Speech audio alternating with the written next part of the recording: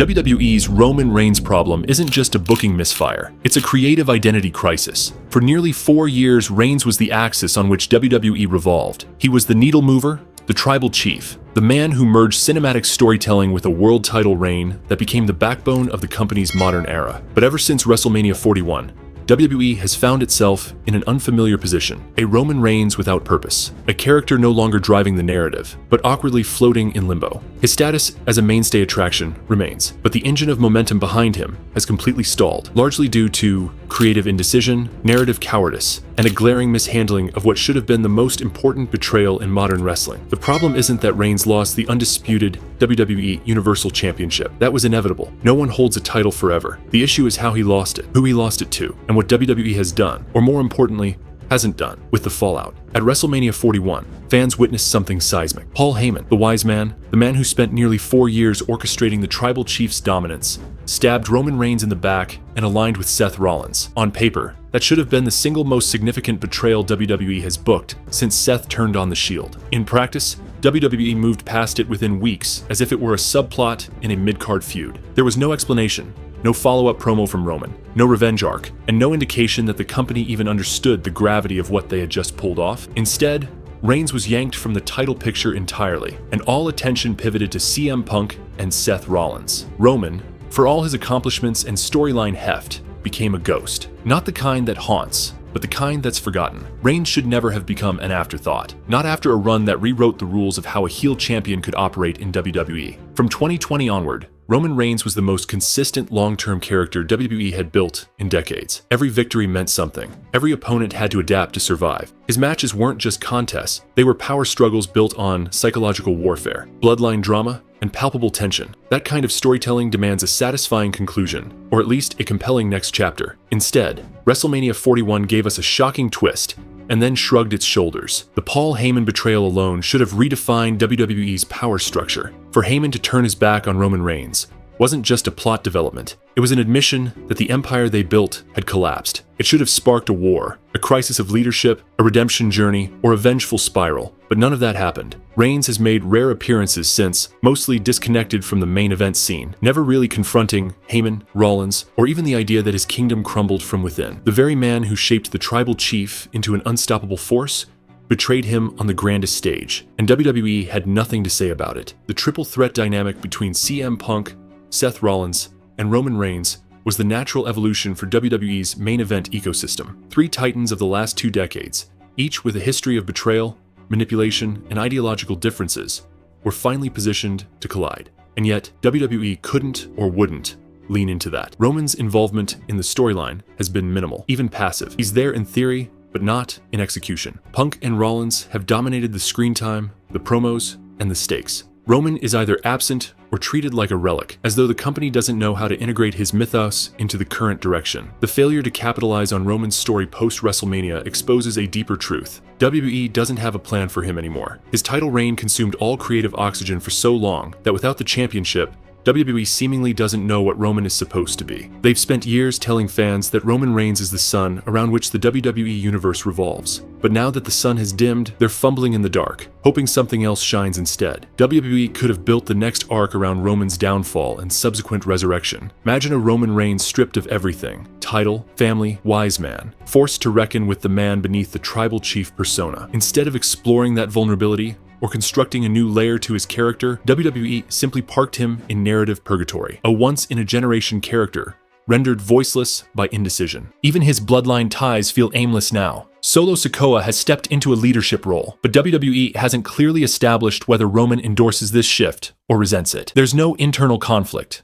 no tension, just vague teases with no delivery. Jey Uso is off doing his own thing on Raw. Jimmy is in and out of the picture, and the family empire Roman built has cracked into fragments without any reaction from its architect. The Bloodline was once a faction rooted in loyalty, manipulation, and family honor. Now it's a collection of disconnected characters wandering in creative limbo, with Roman, the heart of the story, missing in action emotionally and narratively. It's not a question of Roman being overexposed either. WWE fans haven't tired of him. They've waited for him. They've chanted his name at shows he's not on. They've speculated about what he'll do next. They've debated how the betrayal would change him. But when you offer no answers, no perspective, and no forward motion, the audience eventually stops asking the questions. Roman's current status in WWE isn't mystique, it's abandonment. There was also a missed opportunity to humanize Roman post-betrayal. After years of being untouchable, watching his empire fall should have humbled or infuriated him. WWE could have crafted a revenge story against Paul Heyman that echoed the deep emotional storytelling of Roman vs. Jey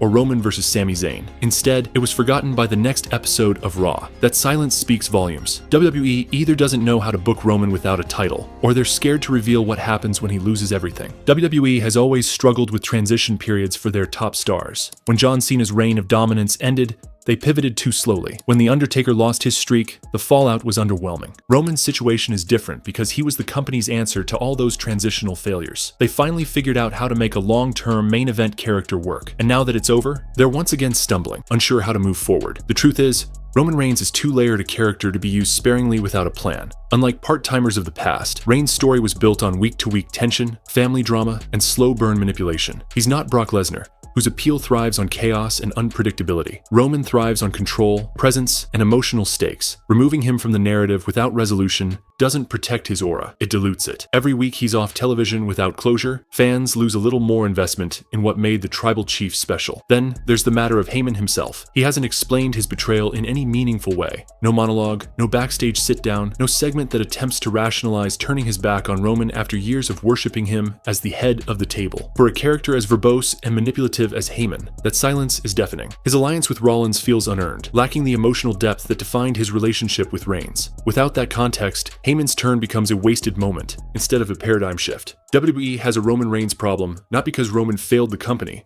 but because the company failed to evolve with him. They had every tool available to pivot him into a post-title phase that felt just as important. They had Paul Heyman, a treacherous puppet master whose betrayal could have led to months of psychological warfare. They had CM Punk and Seth Rollins, two of the only men who could believably challenge Roman's legacy. They had the fractured remains of the Bloodline, ripe for a civil war or reconciliation arc. Instead, they left it all on the table and walked away. The longer WWE pretends Roman doesn't need direction, the harder it will be to reignite the momentum he once had. You can't spend 4 years making someone untouchable and then suddenly offer no perspective on what happens when they lose everything. It betrays not just Roman's character, but the entire investment fans made in his journey. His fall from power should have been Shakespearean. Instead, it's been silent and incomplete. And let's not forget the business side. Roman Reigns is a proven draw. Ratings spike when he appears. Merchandise flies off shelves. His presence sells tickets, moves narratives, and elevates feuds. Neglecting him isn't just a creative misstep, it's a financial miscalculation. WWE is choosing to leave money on the table because it doesn't want to commit to writing Act 2 of Roman's saga. That's not protecting a star, that's wasting one. The solution isn't even complicated. You start by letting Roman speak. Let him address Heyman's betrayal in detail. Let him question his own legacy. Let him confront the Bloodline. Step into the Punk-Rollins feud with fury, and remind the world who built the island of relevancy. Re-establish Roman as a threat, but more importantly, as a man trying to rebuild his kingdom. That arc is richer than any title chase. That arc could give WWE another full year of top-tier storytelling. The future of Roman Reigns is perhaps the most pressing and complex creative challenge facing WWE today. After years of dominance, a historic title reign, and a seismic character transformation into the tribal chief, Reigns now stands at a crossroads. His mythology has been built with meticulous care, from his alliance with Paul Heyman to the intricate family dynamics of the Bloodline. But following his shocking betrayal at WrestleMania 41, WWE appears lost on how to evolve his story. The question is no longer about what Roman has accomplished. It's about what comes next, and the answer lies in whether WWE has the courage and creativity to push Reigns into uncharted territory. To map out Roman's future, WWE needs to stop treating him as an untouchable monument and start exploring him as a character in flux. The mystique surrounding Roman Reigns wasn't just the result of his winning streak or championship defenses. It was born from his depth. He was no longer the bland babyface of the mid-2010s. He became a manipulative, paranoid, strategic leader, haunted by betrayal and obsessed with control. For the next phase to work, WWE has to embrace vulnerability without dismantling the aura. They must deconstruct the tribal chief without reducing him to a generic version of himself. The first step is identity. Roman's persona was built on legacy and blood. His authority was drawn from his lineage. With Paul Heyman's betrayal, that authority has been fractured. WWE needs to capitalize on that instability. Roman should now enter a phase of self-reflection, not through pity or weakness, but through calculated introspection. What happens when a man who defined himself as the head of the table